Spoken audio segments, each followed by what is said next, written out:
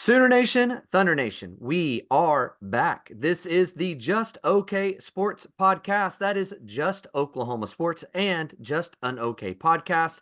We are not insiders. We are not reporters. We are not journalists. We're not even very educated, but we do love sports and we like to pretend like we know something about them. So that's what we do here at this podcast. There are no prescription or subscriptions. There is no paywall. There is no sending us your cash for information. This is simply a place for all of us to have conversation about Oklahoma sports. So that's who we are. Hope you'll join the ride. Troy is already just not liking my intro today. So, Troy, It's how are so you? long. Why is it so long? It's such a long intro. I'm fine. I'm fine. Who is the most educated of us three? Ooh. It's I not would say me. Daryl. It's between I you would and say Jared. Daryl. No, it's dude, 100%. you. No, dude, it's you. It's you. You have a master's. It Yeah, you have doesn't a master's matter. in divinity, That doesn't. right? That means nothing. That What do you no. mean that means nothing? It That means means nothing. a lot. What do you? Yeah, I was like, what? Yeah, that's literally the. Yeah, what? You have 2 You years. lead a congregation of people because you have a master's. We had back in dude for Look. years. You're like, I would love to lead a church, but I haven't gotten through my seminary yet. Yeah, but there's also like the Goodwill Hunting side of it where he doesn't have any degrees and yet he's the smartest guy in the room. He was Okay, the so most educated. That's a different question, right? Well, no, hang on. There's a difference between being educated and being intelligent. Yes, thank you. No, Jerry. That's a great way to put it. because Yes, Because Oh. clearly, he says, I've read all the same books you have, therefore I am educated on all the same things you are. I just have a better brain to figure out what I actually think is right and wrong. Okay, if we're going off intelligence, then it's 100% me and Troy, and you're exhibiting why currently. But I don't even question. know. We can't even get out of the gate of the first question to start arguing. Oh Yeah. my gosh. Oh my gosh. Anyway, Right, you're welcome. You're welcome. Thanks. You guys watch the Thunder game tonight? How? Church. Yeah, I was at church. Well, that's fine. I don't think it was televised down here. I don't know if it was on ESPN. I'm not gonna pay. You can have my login, my Bally Sports I did. login. I did walk into the house Hang on, using. My wife was watching the game, Troy. If that makes you feel better, she's been under the weather. And she used your Bally in login to watch the game tonight and destroy the Spurs by 50. So Troy, if you would graciously send me the login, maybe for next season. I don't really need it until then. Next season's going to Amazon, I'm pretty sure. Oh, that is true. But Daryl, I've sent Daryl like 5 of my logins and he won't use them. And then he complains like, well, I don't have a way to watch it. And then I constantly remind him. He's got like, I swear he's what, you're 45 and he's already got Alzheimer's. Anyway, are either of you watching the Masters going on? Like the Masters is this week. Oh yeah, that's tomorrow. I cannot wait. I actually watched the par 3 challenge today. There was a guy that hit dude. Did you see the guy that hit? I remember who it was. He actually he hit it in the water on the first shot, hits his second shot, and literally drills it in the hole. Like it didn't even bounce. It just went straight into the cup. That's amazing. I was like, it's like a 10 cup moment. I was like, not only would you be pumped, but you would be so mad. You're like, I hit a hole in one, but it counts. It goes on the card as a 3. We have to be careful. We have to be careful with talking about the Masters because Daryl's a little salty at like tiebreakers at the moment. Sorry, that is a fantasy football soft spot at the moment. Me and another guy, Jared, you ready for this? Not only did me and another guy pick our brackets to like we scored the same based on our picks. The tiebreaker was you pick, the total score of the finals game. Mm-hmm. I picked 121. He picked 149. The score was 135. So there was 14 points difference for both of us exactly. So it was a total tie across the board. So then the question was, because it's for extra money, extra salary cap room in our auction draft. And so then it was, well, what do we do with this? And of course the league voted to split the money between the two of us as opposed to both of us get the money. So that's how that went down. So anyways, it's fine. It's fine. Yeah. I still have more money than Troy. So that's all that matters. Yeah, I don't know. I'm excited about the Masters. By the way, Troy, speaking of another thing, Masters is always fun to watch. Are you gonna watch the Fallout series? It came out a couple hours ago. I was on the fence on it until the reviews dropped this morning. And the reviews are like, it's as good as the Last of Us adaptation or whatever. And everybody said it's freaking amazing. So as soon as we get off this, if my wife is asleep on the couch, which is 50-50 shot, I'll turn on Fallout. Yeah. Yeah. And Nice. Shogun's been really good. So lots of stuff to watch this weekend. Dude, okay. So I gotta say something. Like, my son is into baseball now. Hardcore. He's trying to get better. So we both could you lose some weight, right? Let's just call it how it is. And so we are doing push-ups and sit-up every morning and every night right now. My whole body is sore. My stomach is like just, and I've only been doing it for 3 days, y'all. I am fat as poop. Like, it's really bad. Like, I'm so out of shape. Dude, I Troy's did. face as he's like, as what do I want to compare myself to here? Okay, poop. Well, That's it's a family-friendly show, and I almost said something else. So I had to do like I was like a year ago, maybe a year and a half ago. I don't know. I did a deal for stream where I had like if you did so much or whatever, I'd have to do a push up or whatever, and it added up. I had to do like 250 push ups in like less than 24 hours. Bro, I was like, that's rough. I'm telling you, like my chest just felt like somebody. I don't even know. I just beat the crap out of me. Like I just getting driven over repeatedly by a truck. It hurt so I couldn't. The next day, I was just like this all day, just straight armed. Like didn't want to move my chest. So yeah, I feel it. So I need to get back into that though. So well, here's my shameless brag. So Tal and I are working out together 4 nights a week as well. My son, my middle son, that is. And so we did chest and back on Monday, and we did arms and shoulders on Tuesday, and we end our workouts with doing sprints. We have about a 40 to 50 yard stretch of street over here that ends on a cul-de-sac. So we go over there and do sprints. My son is yet to beat me on a sprint, and it feels so good. And the other night, I buried him in the ground on the last one because he was so sore from the night before. And he's like, literally, we got done. He's like, "Hey, good workout, Dad." I was like, "Thanks." He's like, "Hey, you still got it a little bit for an old man." It's like, yes, yes. So that's my deal. Now, speaking of speed and working out, there are athletes across the country constantly running, working out, and trying to earn the right to play college football. And 3 of them have chosen to play for the Sooners in the last week. So Saturday, we had Marcus Wimberly, pick OU. Tonight and today, we had Trent Wilson and Malik Hawkins both join the Sooner squad. Let's start with Marcus Wimberly. He is from the state of Arkansas, 6'1", 200-pound safety / linebacker. We'll talk about that in a little bit in a minute. Now, here's the deal. This is a Brent Venable special. White guy. If you watch his tape, there's violence everywhere, whether he's on offense or defense. There's violence all over the place. Depending on what service you look at, he's a 3 to 4 star kind of guy. But here's the thing. He went to a Under Armour camp in not too long ago, ran a 4.48 and had I think a 33-inch or higher vertical on the day. So this dude can run. And I also learned something today, got to listen to a podcast at lunch interviewing him about it. Guys, a year ago, this dude was 165 pounds, less than a year ago. And now he's up over 200 pounds, and he's still running a 4.48 at 200 pounds. I like everything about this. I think the question for the Sooners is, will he stay at safety, or will they try to bump him to 220 and slide him down into linebacker a little bit like they did with Jaron Kanak? So, Jared, I know you got to watch a little bit of his tape. Thoughts on Mr. Wimberly coming into the fold for the Sooners?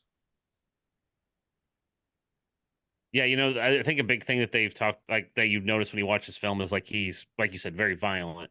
And like the defense they run is he plays like that, like they almost bring him down as like a I don't want to say cheetah, but they bring him down like he plays kind of like a low safety a lot. Like a So rover, he kind of is like kind that. of almost, like a little Yeah, bit. he's like that. He plays like one of those weird like hybrid safety / linebacker kind of role anyway.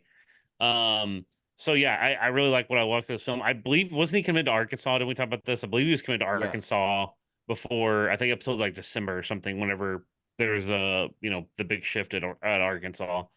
Um, yeah, I like his speed. I mean, that's the other thing is he's got that step that you just like you can't coach. You know what I mean? Like there's Mhm. just you can watch on some of those plays where when he fires off, it's kind of like the Kip Lewis thing of like when Kip fires off, it's instinctual and his just step is so quick. Like he is at full speed in about 2 strides, it feels like.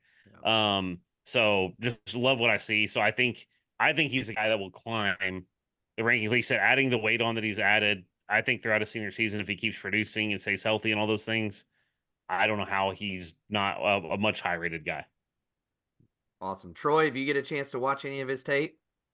No, I haven't. Not at Okay. all. Not at all. So that's awesome.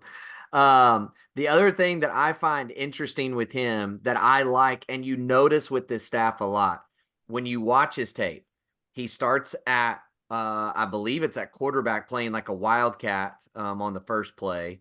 Then he's Right. at wide receiver, the one I told y'all to watch, the number 2 play. He just annihilates a guy, but he's playing slot wide receiver and blocking and just kills a man. Like then he's playing safety. Then he's playing. I'm running back. I mean, he is playing every position on the field. And one of the things that I like about that is it shows his ability to truly know every single position and the entire playbook. And so when you translate that to college, where they're going to really lock you in at a position, whatever that is, I feel like that ceiling is much higher at that point with guys like that. And we've seen that with Lewis Carter, who's starting to show out. Jaren Kanak was that way. And I think we all agree while Jaren had a rough start to the season, you saw him starting to get better and better and better as the year went on last year. And so I love these kinds of guys that they're bringing in. Now, what's going to be interesting is they are also in on another safety from the state of Arkansas, and they're also in on Jonah Williams, who's a 5-star safety in the class. Now, if they take both of those guys, one of those three is going to be moving to linebacker, and they're all big guys. They're all over 6 foot. They're all around the 200 to 210 mark. So it'll be interesting to just kind of watch. And by the way, I forgot to mention as well, Wimberly, while he is a 3-star, and while he's also in one of the lowest classes of football in Arkansas, he held offers from Utah, Tennessee, Michigan, Oregon, Wisconsin, and Alabama. So those are all schools that know defense. So I feel like this is a really good get for this coaching staff, and Brandon Hall just continues to add to the room. And then earlier today, this morning, Malik Hawkins, the brother of Mike Hawkins, a 6 foot, 180-pound cornerback, committed to Oklahoma. He is considered the 53rd corner and 540th overall nationally, which none of those numbers I know sound great. Here's what I like about him. His footwork is incredible, which also shows he comes from good DNA. And we know that his dad was a safety at OU for 4 years and even had a small cup of coffee in the NFL. So he's going to know the position well. He's going to be coached up on those things well. And you can't coach length. I haven't had a chance to just study up and down his tape, but I don't think this was a big surprise with his brother being there, him being a legacy. He knows the ins and outs of this program, but I do think that there's a good upside there. So I did see a quote that said that he was Texas for the longest time. they also said that about Eli Bowen. I mean, so I don't know. I mean, maybe before his brother came and he got to be around it more, maybe that's the case. But I feel like it's been an OU deal for well over a year, and it's been more so him taking visits and those kinds of things. But I who mean, knows? I think with Brent Venables, you're going to see a lot more of the legacy thing, and you're going to see a lot more. I mean, who was the kid who was a couple years ago that ended up was committed to OU, but then flipped to Oklahoma State because of his brother and all that? Oh, I cannot think of his name now, yeah, but I can't but either. regardless, like everybody was talking about how his brother wasn't nearly as good and all this sorts of thing. I don't think you're going to see that sort of level of thing, but like with this, it's like I think that the culture they built again. I say this like every pod.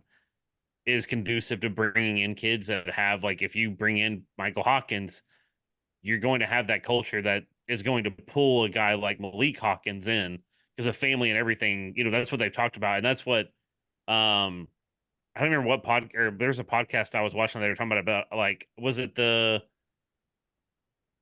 Jaden Davis one maybe or something? But there was a former player that was talking about how when he met Venables, he was like, dude, he's like, he met my family, and he's like, I was already there, and like my family loved him.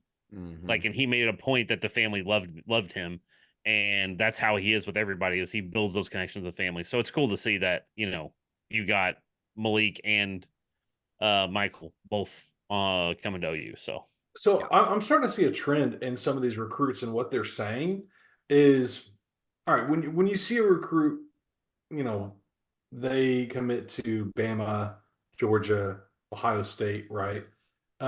Usually what we hear is, oh, they put guys in the NFL, or I want to win a national championship, right?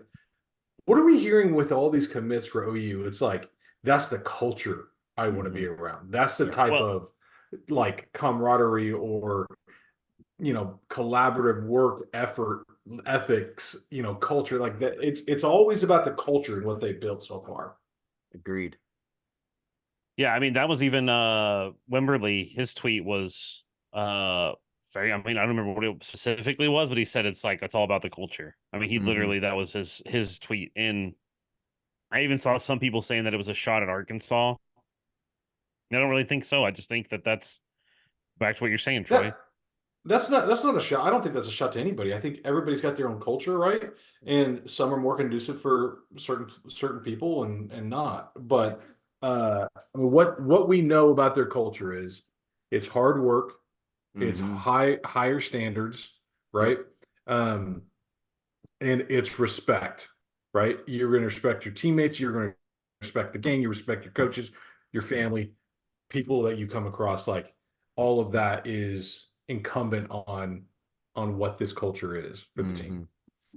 Two things to that, Troy. One, yes, you hear about that, and within that culture conversation, the one thing that we continue to talk about, and I know it's been lost in the shuffle of NIL, but the Soul Mission program that Venables has there gets brought up constantly by these recruits.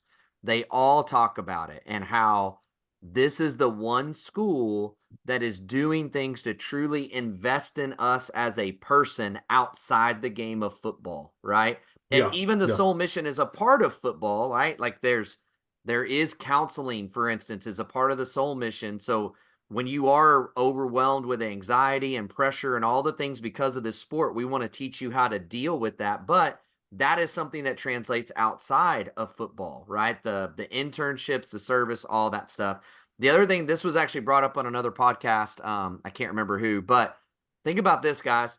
When under BV, when's the last time that we've had a major issue off the field? That's a great point. That's part of this. Like, you're not hearing about it. If you are, they're keeping it in-house, right? Well, the biggest, what Jaleel Farouk didn't show up to a speeding ticket court date or something like that. So technically they put a arrest warrant out for him because he didn't pay a speeding ticket. Like, and again, that's still not a great look, but come on, man. Like, we ain't got Georgia issues with DUI after DUI after DUI with 180 miles an hour through residential neighborhoods over and over and over again. Like, we don't have people pistol whipping people for marijuana. We don't have any of like, there has not been a major off the field issue under Brent. Didn't when T'Vondre Sweat got arrested? So I mean, and did you see that whole deal? They didn't even get to actually give him a true test, like a breath test. Yeah, it was like 3 hours after he was arrested. He still was 25% over the limit. Yeah. Like, hey, speaking of former Georgia players, do we want Bear Alexander in the? No. And he's also staying now. Yeah, he's also he's staying now. Now he's randomly staying at USC. I wonder. He just got a cool million in his pocket. Yeah, let's say he got a cool million. Yeah. Hey, I just realized Caleb's not on payroll anymore. I'm gonna hit the portal. Oh no. Oh, we're good. I can stay. Okay, great. Yeah. Which, by Yeah. the way, I didn't realize. Did you know that he played at 4 high schools in his 4 years? No, that's And crazy. he's played it was about to play at his 3rd college in 3 years in college. Like, Imagine him trying to stay on an NFL team. oh my It'd be gosh, dude. hilarious. Like, just wild. Couple other things on recruiting. Sorry, we got sidetracked. Team ranking wise, 247 has us at 6th. Rivals has us at 4th. On 3 has us at 11th. So seems like a big gap with On 3, but even so, you're looking at a top 10 class. Great news. And we should also mention that OU is scheduled to host, and I forgot to write his name in here. I'm so sorry. The starting center from SMU that is going to be entering the transfer portal, I believe, is visiting for the spring game, and so is Joseph Blighty, who is a 295 interior defensive lineman from Indiana. So both of those guys are scheduled to visit, although Blighty just changed his schedule and is visiting LSU before us. So I don't feel great about that because we know there's plenty of NIL money and stuff to entice there. We'll see what happens. But even so, just really, really good stuff. Recruiting wise, going for the Sooners. Again, they continue to do very well in that vein. Troy, very quickly on the recruiting front, Jared had a question that I thought was good that I think we should attack just very quickly. So here's the thought. It was Nick Saban was the GOAT, I think we could all say, right? Like that was the school when he was the head coach. Whether you had a guy committed or not, if Alabama offered, you were kind of like, we're kind of screwed here. Like this is not going our way. I would say a very close, like 1A, 1B to him was Kirby Smart, and maybe was even starting to take over that mantle a little bit here the last year or two. And I think currently Kirby Smart is the guy in college football with no Nick Saban. Who is it after that? Like, who is the school right now that you just do not want to contend with if you remove Kirby Smart? I think it was Saban and Kirby. Is that a fair way to ask it, Jared? Am I saying it the right way? Yeah. I mean, I'm gonna say I think it's, I mean, right now it's Georgia. I agree with you there. I'd still Right. say Bama is right there. Just because of the school more so than the coach. But I'd probably say Ryan Day. Okay. Fair. Jared, what are you thinking?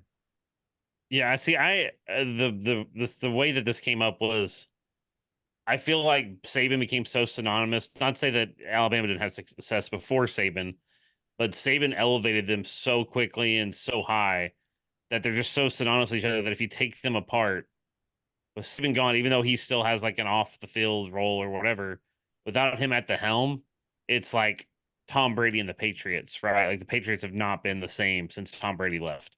I would agree, probably Ryan Day, and then I'm gonna, I guess, just to go a different one, Dan Lanning. I know that he doesn't have as large of a resume, or long, I guess, or whatever, at Oregon, but the dude just finds ways to get recruits. And I think that if you really look, if you take a step back and look at what Oregon was before he got there, not to say it was a complete dumpster fire, but it was definitely not on an upwards trend. At most, it was at best it was plateaued, and now they're very much a team that when you talk about playoff, when you talk about um, running the West Coast, they're kind of that school. Well, I an mean, I know we had NIL.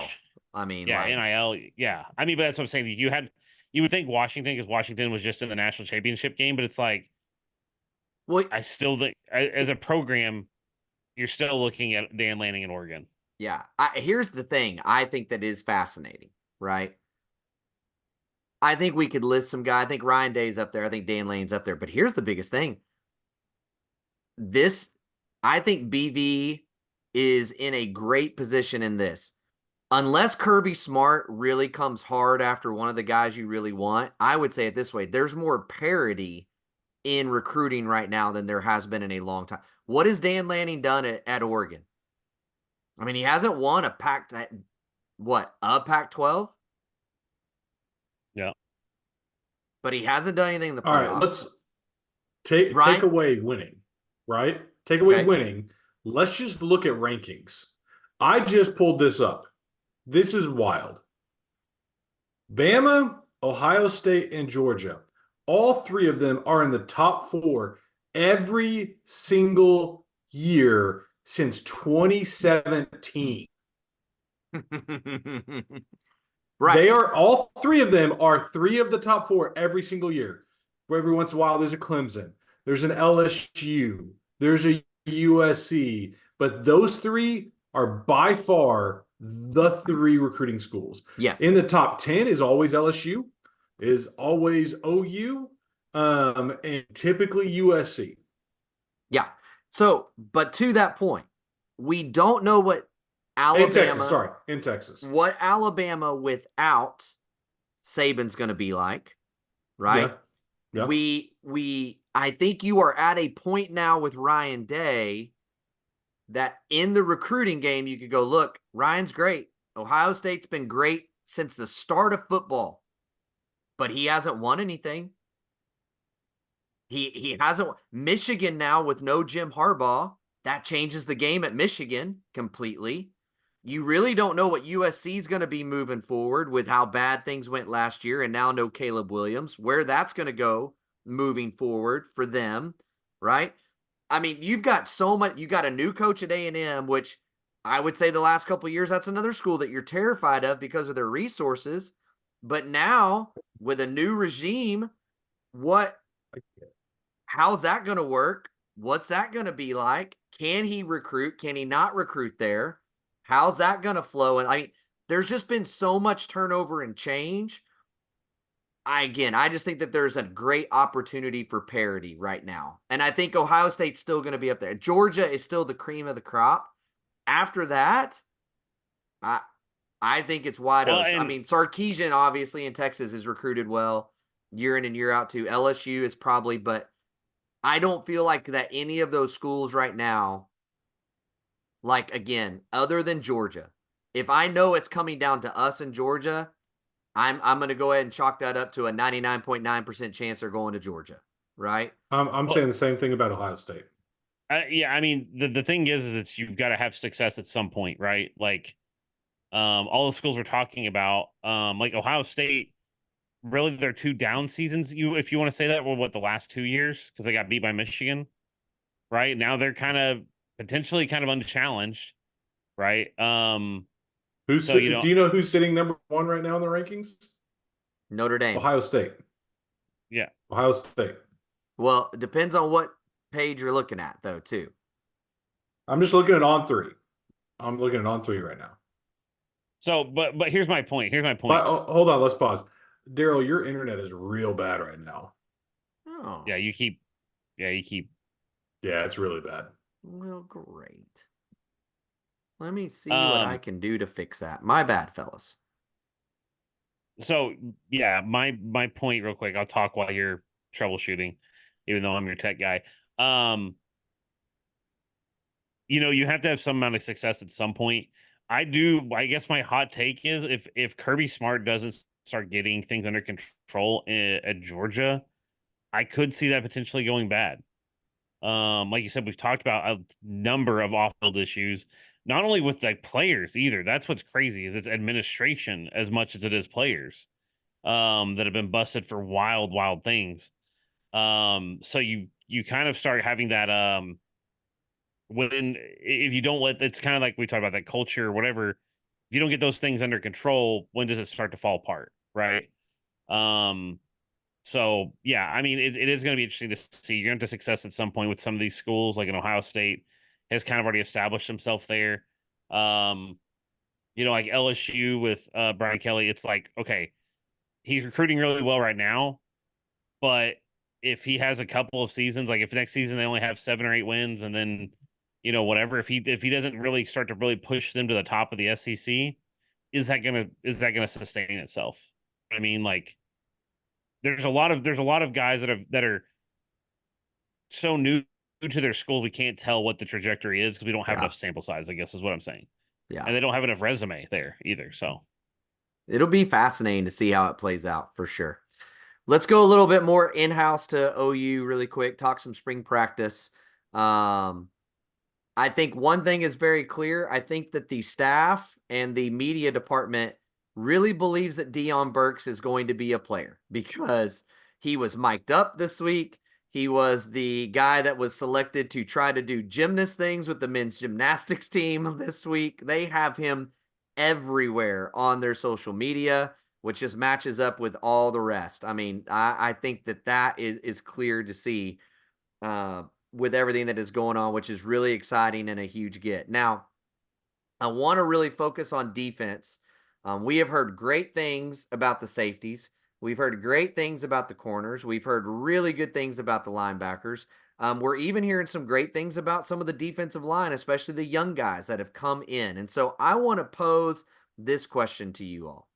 With a new defensive coordinator who, by all accounts, is running the defense in Zach Alley, that is one thing that every single reporter has made note of, taken photos of. Brent Venables is not running the defensive practice.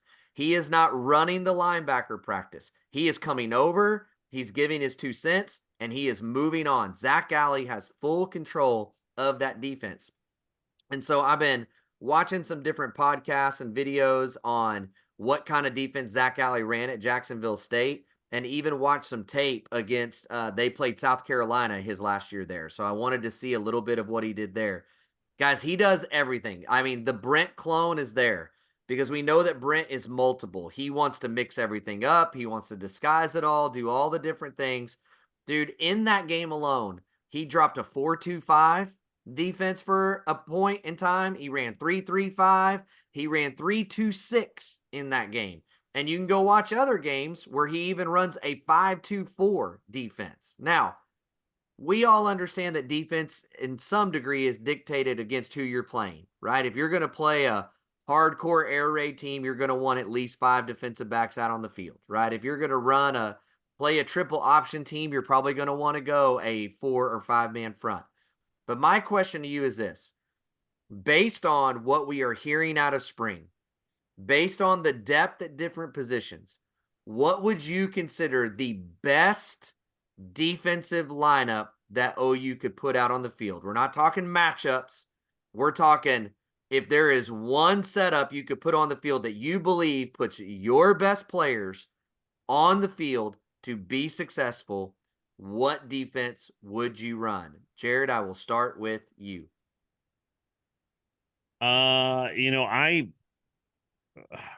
It's a tough question. I've got to go like 3.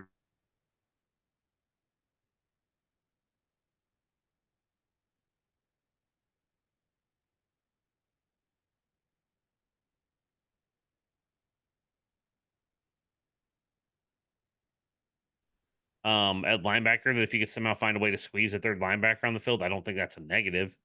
We've already kind of talked about that a little bit, but if not that, then I gotta go like probably like 4-2-5. But yeah, I'd probably go 3-3-5 as my go-to, I think, if I'm just as a base defense. Gotcha. Sorry, and you got 3-3-5 out and then you froze on my end. I'm sorry. I think my internet's still being crazy, but your reasoning for that was linebackers, that you wanted to get them on the field on the 3-3-5? Yeah, like I said, you have such a depth at linebacker. Just being able to squeeze another guy out of that room into that and onto the field, I don't see how it's a bad thing. Yeah, for sure. For me, this is an easy answer. It's a 3-3-5 with Deshaun McCall as your other linebacker. That's the easy answer for me. You've got I mean, yeah, D tackle, defensive line might be question mark a little bit. Not from what we're hearing from spring practice. Although, Daryl, you did bring up something when we were having conversations the other day about defensive ends aren't getting much pub right now. But maybe that's just because we know what we have in the defensive ends. They might be good, might still be really good, but we just know what we have, right? But I'm going 3-3-5 with our stud linebackers and Deshaun McCullough coming down in the box at times, going back out and playing coverage as needed. That's the easy answer for me. That's our I'm going to use Daryl's language, death lineup. I mean, I completely agree with both of you on that front. I think the only thing that I could even see us doing is going to a 3-2-6, to be honest. Because I think that they really like, for instance, Kendall Dolby at that what they call their cheetah or nickel position, and he's kind of that tweener between a corner and safety. And so I think if you had a Gentry and like Des Malone out there, and then you have him at that kind of cheetah slash position, you're doing Danny and Kip at your linebackers. Now you could put any combination of Peyton Bowen, Billy Bowman, Woody Washington, RSJ. You could put any of those combinations out there on the field. And for that matter, it depending on what the matchup is, you could even take Kendall Dolby out. And we know that RSJ's been working at Cheetah, and we know that Peyton Bowen's been working at Cheetah. So you could slide them in there. I think the two deepest positions are linebacker and safety. And so, and look, I don't think we have a clue as to what our defensive end group's going to be at all.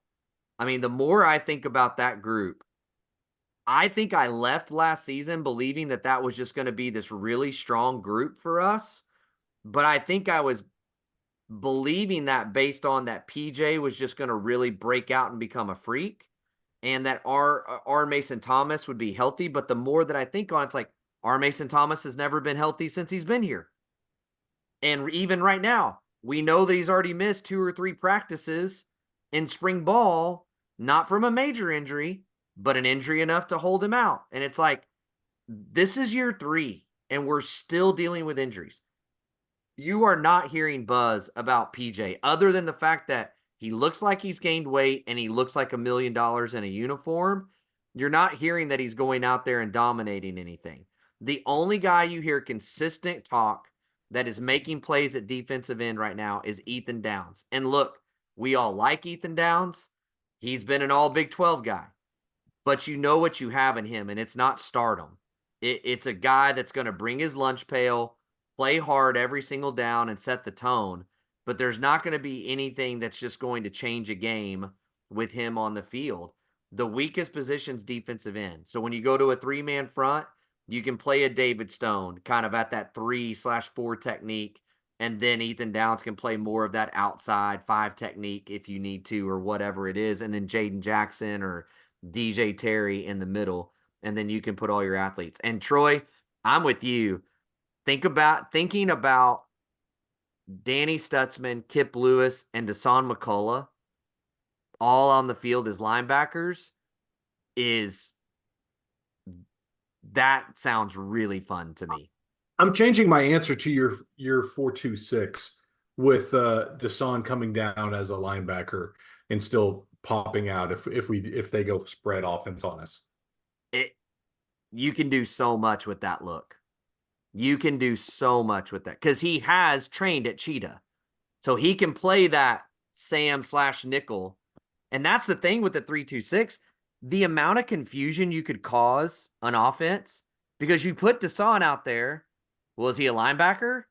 Is he playing the nickel? I mean, honestly, when you go to that look, he could come up on the line and do the old school striker defense that we used to do, where striker literally was just blitzing the quarterback every down. That was his job. He never dropped into coverage. He just wreaked havoc. But you don't know. You don't know if he's going to drop. You don't know if he's coming on the blitz. You don't there is so much chaos you could create with that 3-2-6. And I know that sounds insane, but with the amount of safeties you have and guys you want to get on the field, there's a lot you can do with that. I thought we were going to have more of an argument on this thing. I did too. Yeah, I thought for sure you were going 4-man front when I first tried to throw this to you the other day. I knew you were. Well, I thought about it. I thought about it a lot more, and I want some of these boys on the line at the same time. But if we've got our linebackers, I think our linebackers are really good. Yes. I will make this statement. I will make the statement about the defense. I think this will be the best defense that OU has put out on the field since 2003. It could be. Jared, It's, I Jared, mean, it's going to come down to the D line. I mean, honestly, give me all the Jaden Jackson stock. Give me all of it. Here's the thing for me. I think Troy that you are right. My doom scenario though is this. If this offensive line is as patchwork as it sounds like it is, the fact that the offense is not moving the ball consistently could actually hurt their statistics a ton. Oh yeah. To the point absolutely. that their talent is that good, but by the third and fourth quarter, they're just burning out and they cannot sustain playing against I mean, SEC level stuff because the offense just cannot get things going. I think you have to also look at with 3 down linemen, you're going to have to rotate a little bit more than you. I mean, just because you're playing in the SEC now, right? Like you're just generally your defensive line is going to get a lot more abuse than it would have in the Big 12. So yeah, that's a big question mark. But I'm I'm not going to take the bet on their ranking because I was so right about them being so much improved and then missed on my bet before the bowl game by like what was it, like a point, 1 point, I think. So, but Troy got, I don't remember what I had to buy him a Steam game, I think. So Yeah, anyway, exactly what but it yeah, was. I do think they'll be much improved actually. Still, I do think they will be. Yeah, I don't think. I think even if you, and I think you're gonna have to like, I think you made a good point. I think you're gonna have to like take the stats and throw them out a little bit because you're in the SEC now. But I just think when you watch them, they're gonna be way more talented, way more fundamentally sound, just way more, just to be better, just across the board.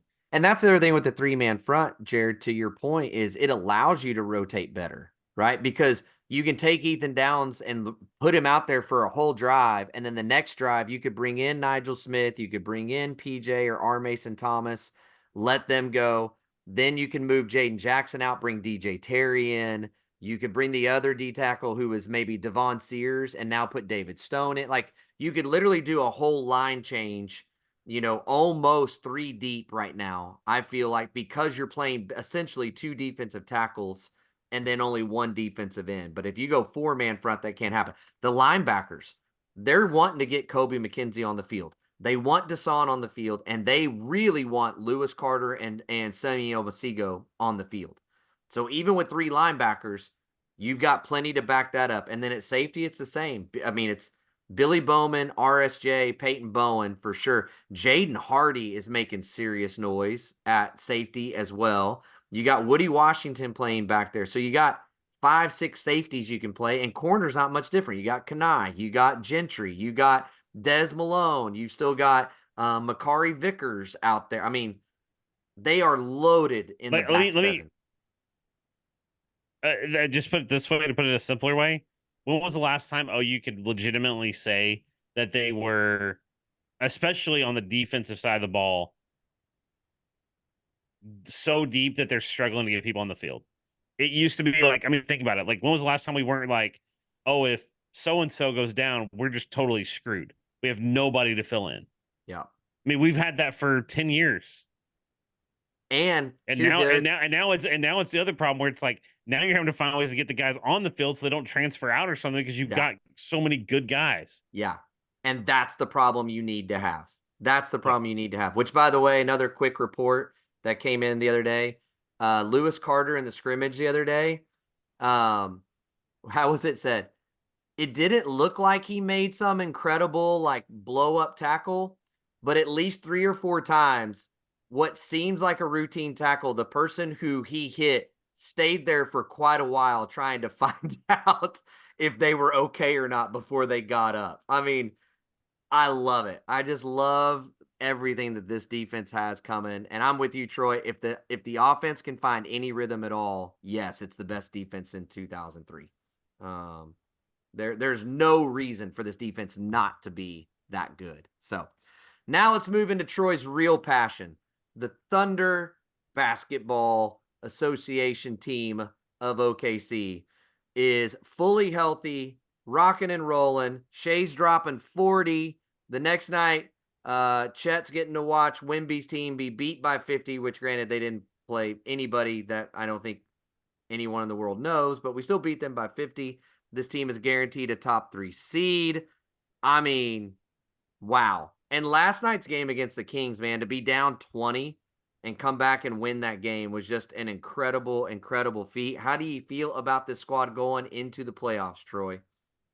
So last night I was watching the game with my oldest, and he had to go to bed at halftime, and he goes, "Dad, we're gonna lose this game." And give him credit, man. Like they were on a heater in the first half. Like Yeah. they were on a heater. De'Aaron Fox could not miss from three.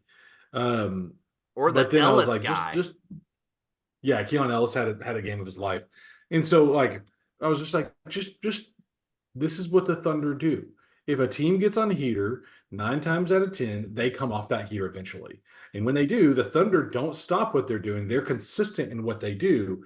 And the thing that they do, they keep at this level. But what happens sometimes is when that heater comes off, then they go up here and their level elevates. And so when they come off that heater, then they're just completely shocked.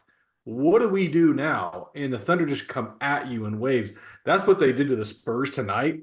Dude, when they just go downhill, when Josh Giddey is just going downhill and he knows he is better than his dude, like I feel bad for the other team. Like tonight, I felt bad for him. He scored 11 points in the first quarter, 13 points in the first quarter.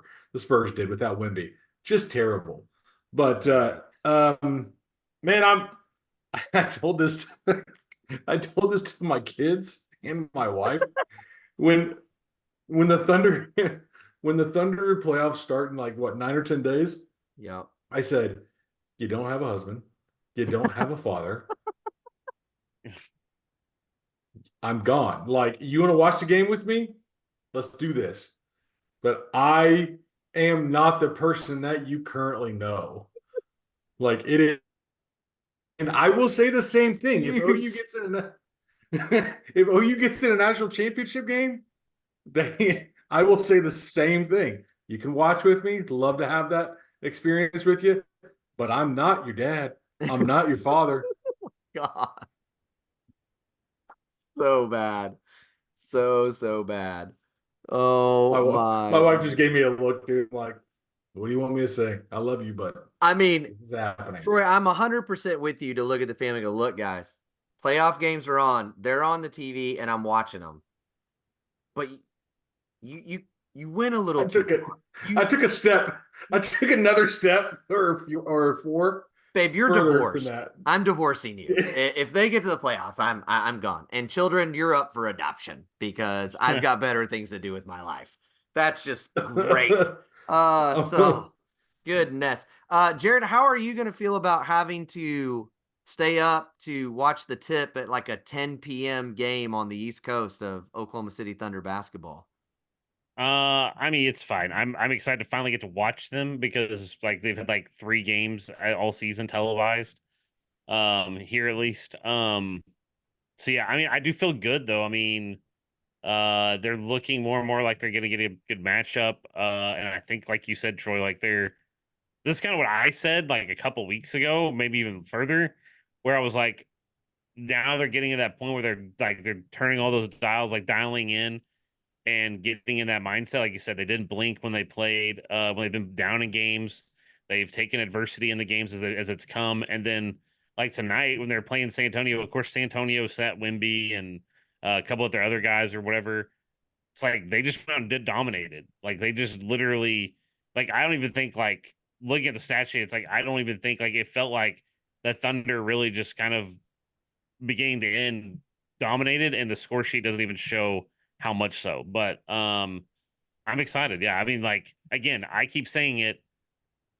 2 years ago, the black eye of the league, and now you're fighting for the top spot in the West. I mean, that dude from telling you. Charlotte will never live that statement down ever. Like Yeah. calling the Thunder the black eye of the league for trying to get a lottery pick when teams like freaking Philly did that for like 5 straight years trying to build the roster that they have now. Charlotte cannot get out of their own way who he writes for. It's just, oh, it's great. It is just great. Troy, here's another question for both of you. Can we take a moment Oh, sorry. No, go ahead. Yes, we can take a moment. No, No, you're good. Sorry, I think you're lagging. Yeah, I think you're he's lagging. definitely Yeah, sorry for the internet issues tonight, everyone. I apologize. It's not like he has fiber or anything. Anyways, go ahead, Troy.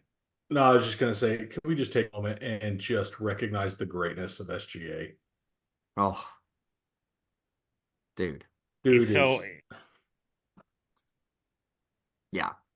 I mean, this is the crazy thing. Like people are talking. I guess I've told you guys this. Living on the East Coast now, a lot of people I know are Heat fans, and uh, even like New York Knicks and Philly and all these other that are friends of East Coast teams or Eastern Division or Eastern Conference teams, and they've all basically said they will cheer for the Thunder because they're so fun to watch all the way until the finals, unless their team beats them in the finals somehow. Like I even had somebody that's a Boston fan tell me that. Like they're like SGA and Chet are so much fun to watch that's their second team. 55 wins, y'all, after a night. Jared called 55. it. Jared called it. Not It's only impressive. did I say it, I said they will not just win 50, they'll win more than 50. You did. Yeah. You did. You were very 55 and 25. It was an impressive deal. What I'm really curious about is this. I really hope that as we get to host playoff games for the first time in a long, long time in Oklahoma City, I hope the true nature of Loud City comes back out. Like, Bro, it's happening. It is going to happen. I'll tell you this right now. It is going to bust. it better. That is something I take a lot of pride in, and it's dumb. It is so dumb, but I take great pride in those playoff games when the announcers are like, "My Lord, like this is insane. Like we can't hear, the players can't hear. Like this is a tough, tough play." And even the players used to talk about it. And unfortunately, the last time we actually even had an opportunity to have home playoff games was 2020 when everything was in lockdown and in the stupid bubble. And I don't know, man. I guess my fear is though that we've done this for so long now and we've made these runs, and I think no one really believes that this team could win it all. I think everybody thinks that this is a good team that will make a good showing in the playoffs, but I don't think anyone expects us to win it. And I'm afraid it's just going to take the edge off. Whereas those years with Russ and KD, the first time was the first time, so it was insane. And then after that, we all really believed we could win it. Like we all really believed they could make a run and win the championship, which made us rabid. And I don't know that anyone really believes that with this team.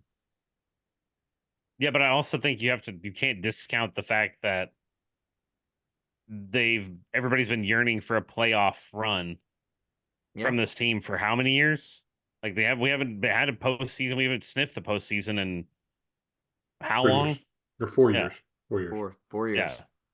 So I'm with you, Jared, but you can feel it. You can feel it in the games.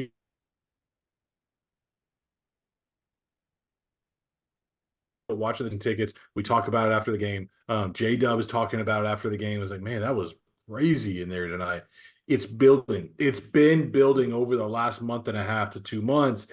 More people are in there and they're getting pumped more and more with each play and each game. I'm telling you right now, that first game is going to be lit. It is going to be incredible. I there's a part of me that really wants to go to that one because the best decision I've maybe not the best, but maybe the second best sports decision I've ever made was I bought playoff tickets to the very first home game that the Thunder ever had against the Lakers that year. So it was game 3, I think, of the series. Dude, that place was unhinged. The insanity in that place was crazy. And then to pull off the win was just even crazier because no one expected us to win that series, and we obviously didn't, but still, just the excitement for it was awesome. Here's my last thing. Jared, I'll ask you first. What will it take What do we have to do as OKC Thunder fans to get Thunder Alley to return to a Thunder game?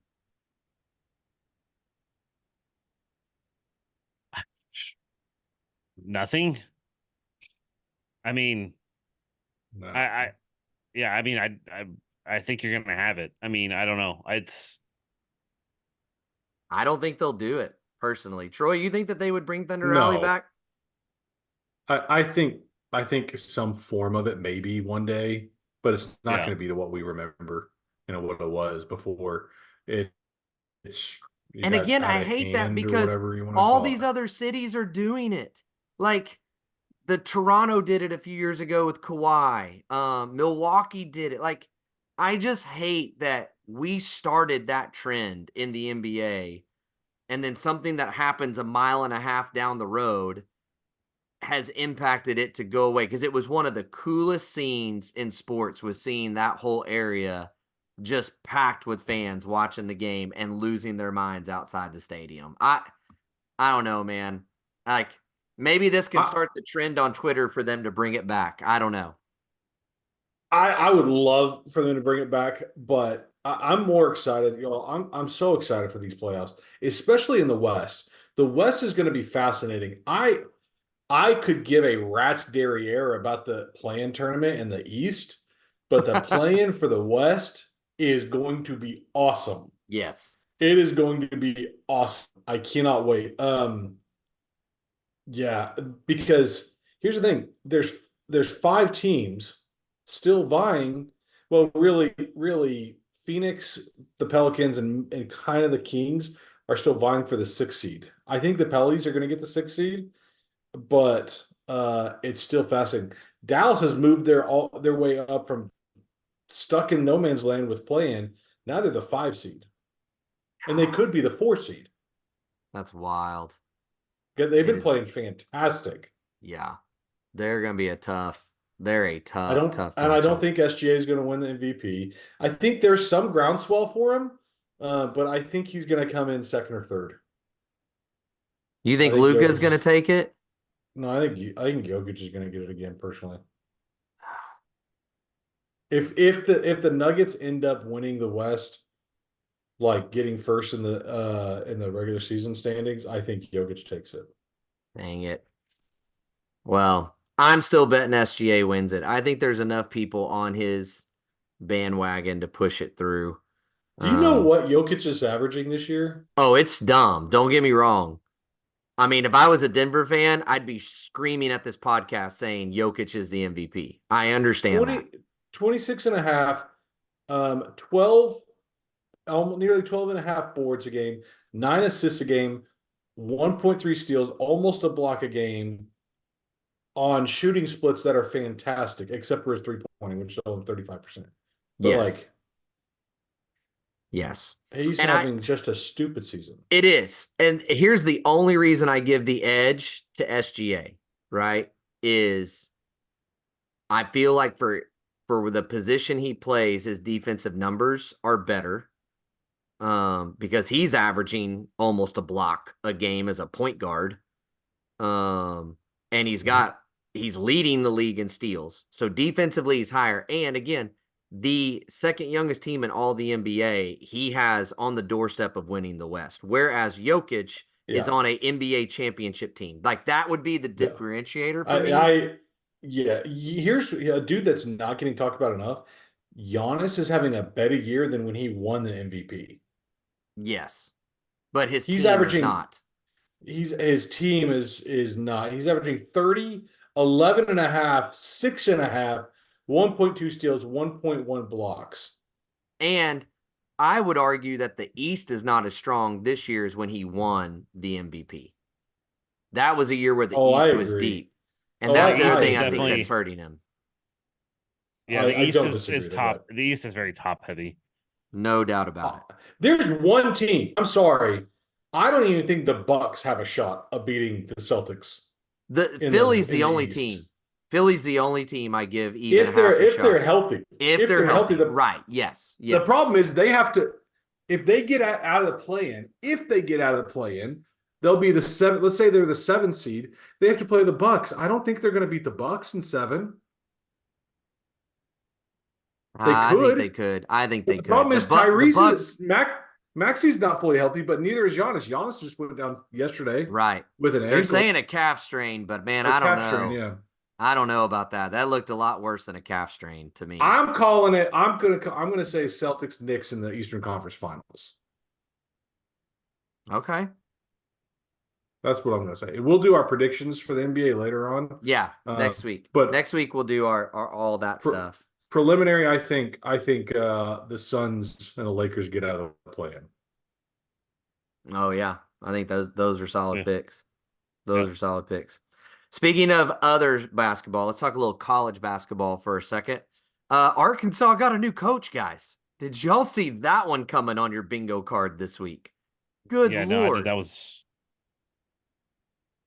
Tyson Chicken and I don't Walmart must have know. written a That's- big check because apparently the report today came out that Calipari went back to Kentucky and said, hey, if you match this, I'll stay. And they said, we're good.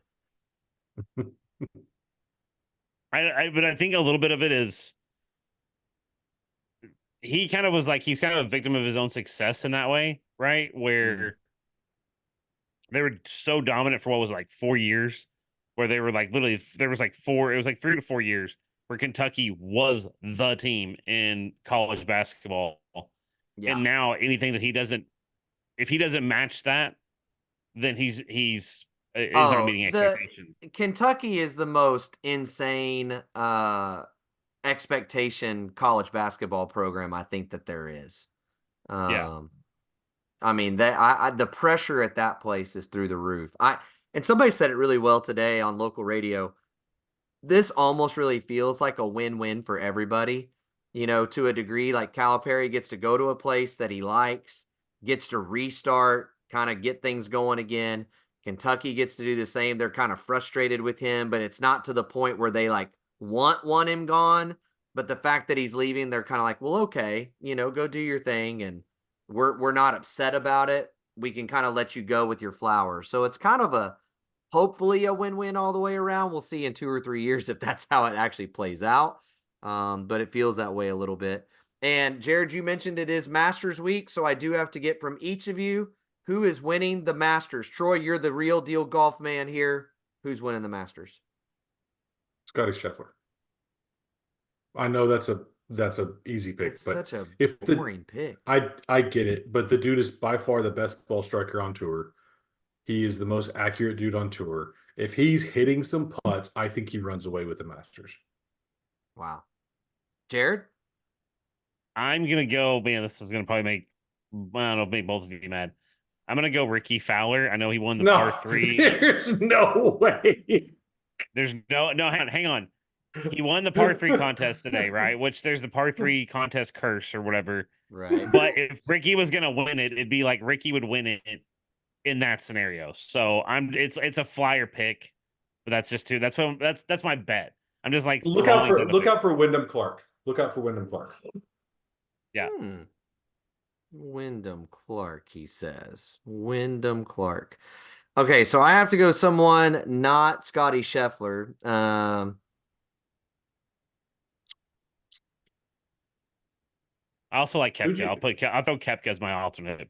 I hate that dude with such a passion. Like I hate that dude. I don't like him, but dude, he is a gamer when it is big time. Like you can't deny that. But anyway.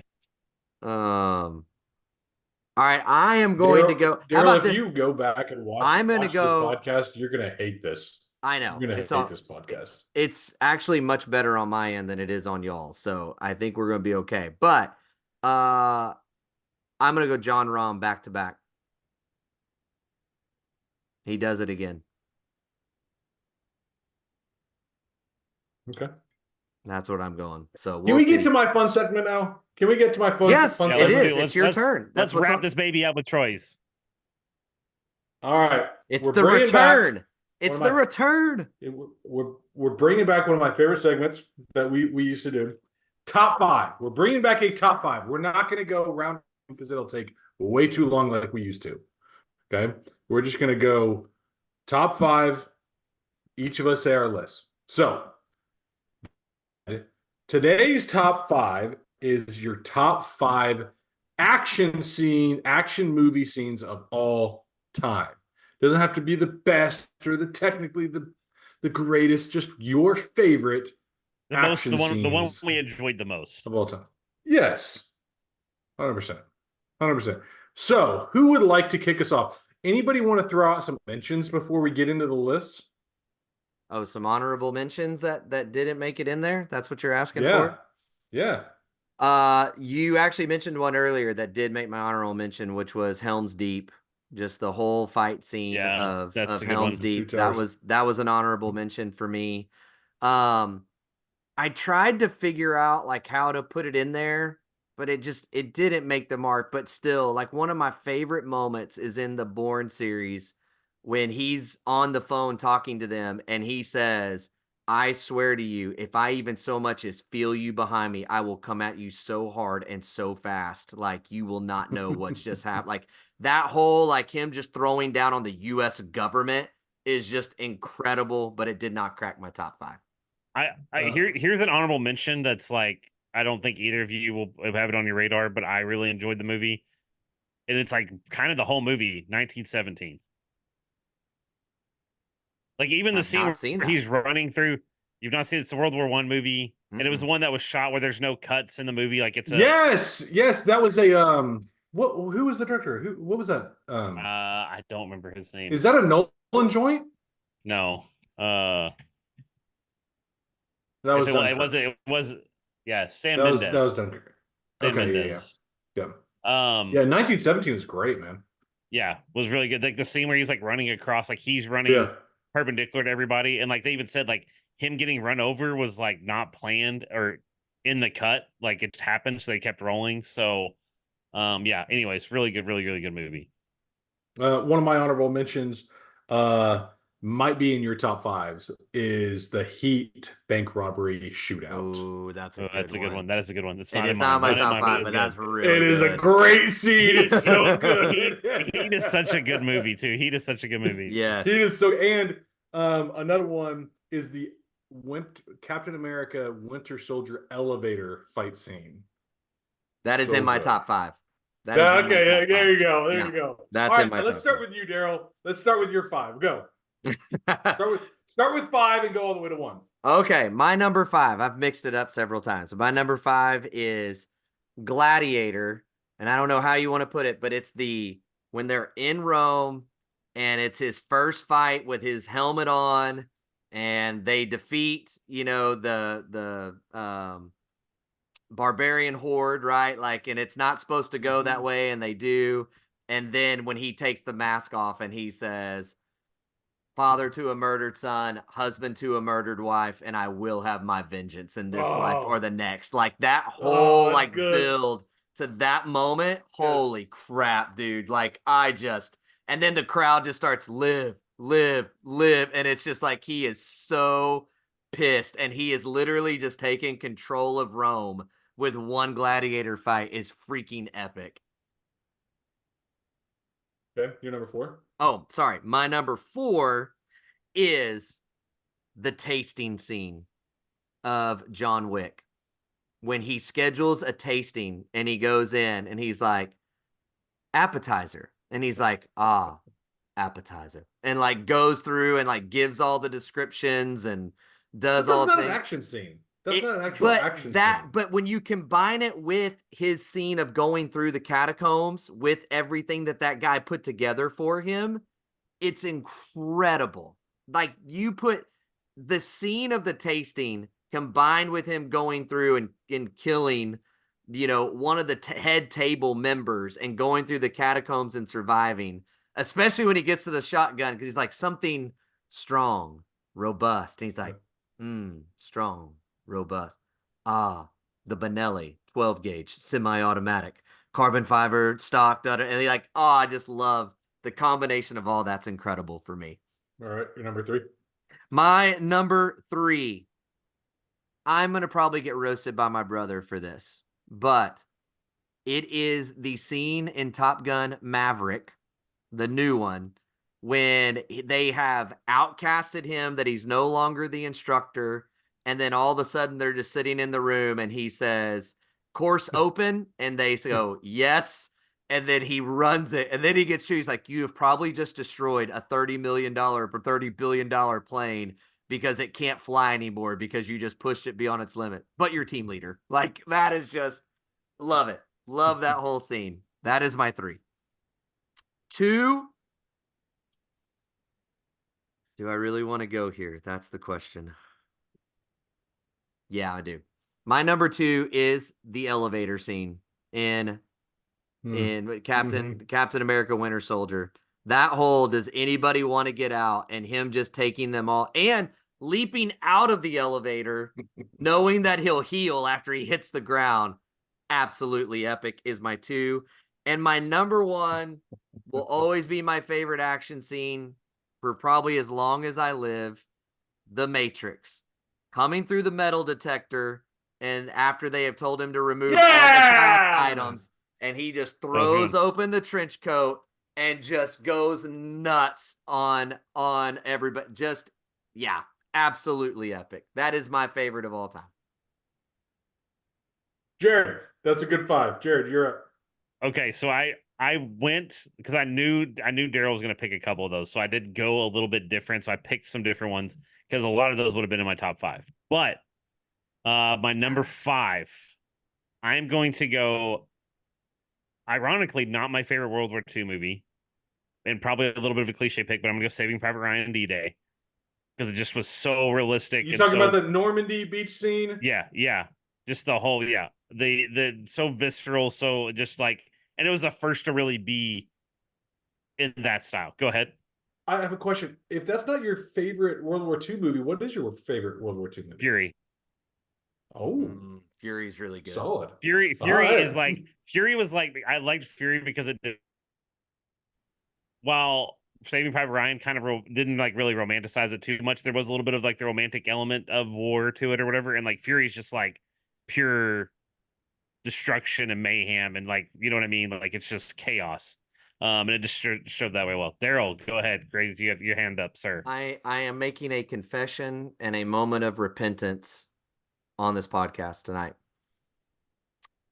I've never seen Saving Private Ryan. He's ever. frozen. Oh, wow. I will. How? Oh my God, dude! How?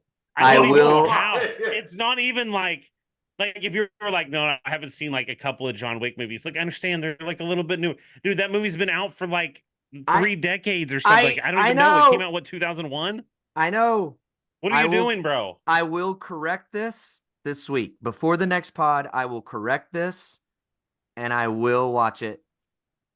That's what again. I'm trying to be transparent and confess and repent. Can you be my brother, Troy?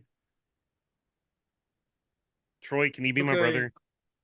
Yeah, I'd love to. Like, I'd love to. I need a new best friend. Like, I need. Oh my gosh. Okay, so go.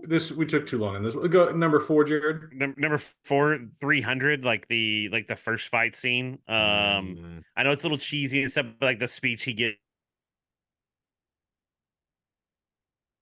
When he likes. Now, number 3, Black Hawk Down, and specifically like the whole movie as a whole is crazy. But I'm gonna go the scene where they're like the Durant, the pilot, is like his helicopter goes down and the snipers are like permission to go in, and they go in and like they make the ultimate sacrifice.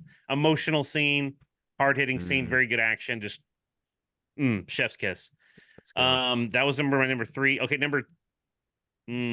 this is gonna be tough. So I'm number 2. Okay, I'm gonna go number 2, John Wick, for the top-down fight scene in John Wick 4. Yeah, just absolutely like I remember messaging. I think I messaged you guys after I saw it. You did, like, 100%. You did. Yes, I remember. I was like, whenever I put this together, my thought process was like, I know Jared's putting that on his top 5. I know 100% that he is, dude. It's just so different, so good. But my number 1, and this is because Daryl can even confess or can verify this.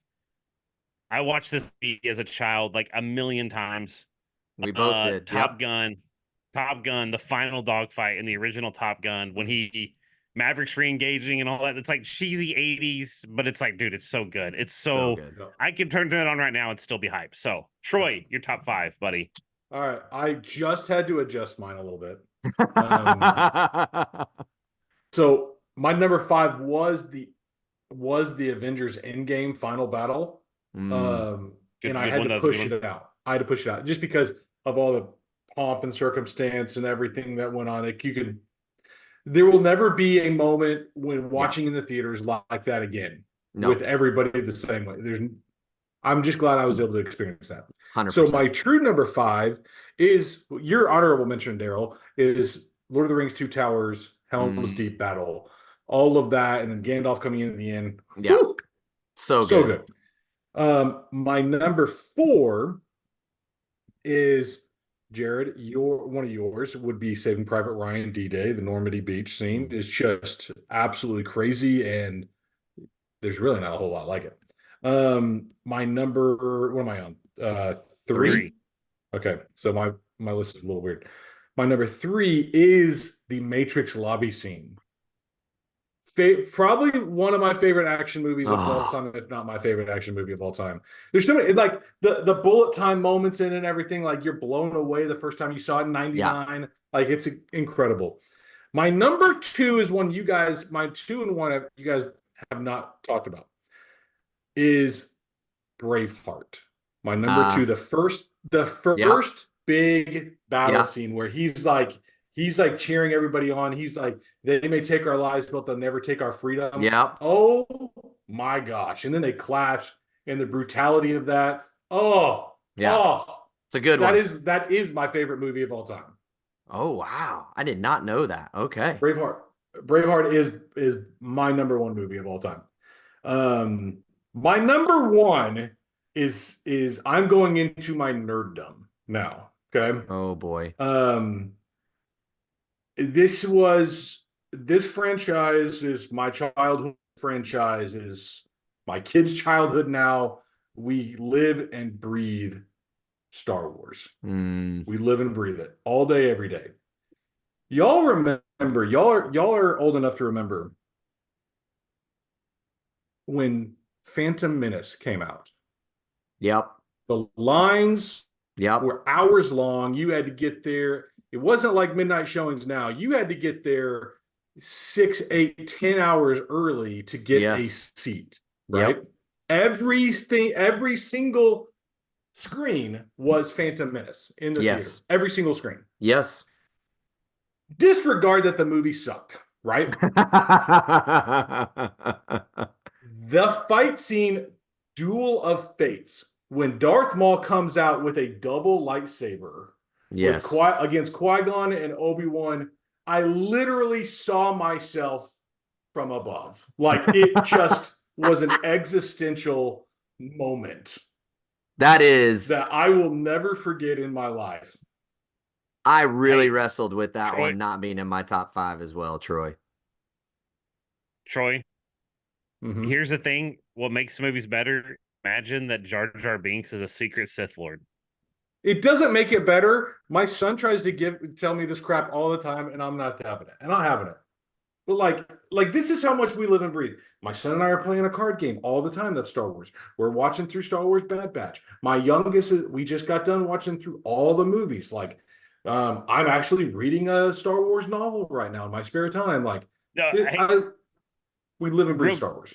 Really quick, by the way, I did find this funny because I love Star Wars. I love the first 6 movies, but there's been a bunch of stuff about people trying to say that Dune stole from Star Wars, and I'm like, actually, guys, it's the other way around.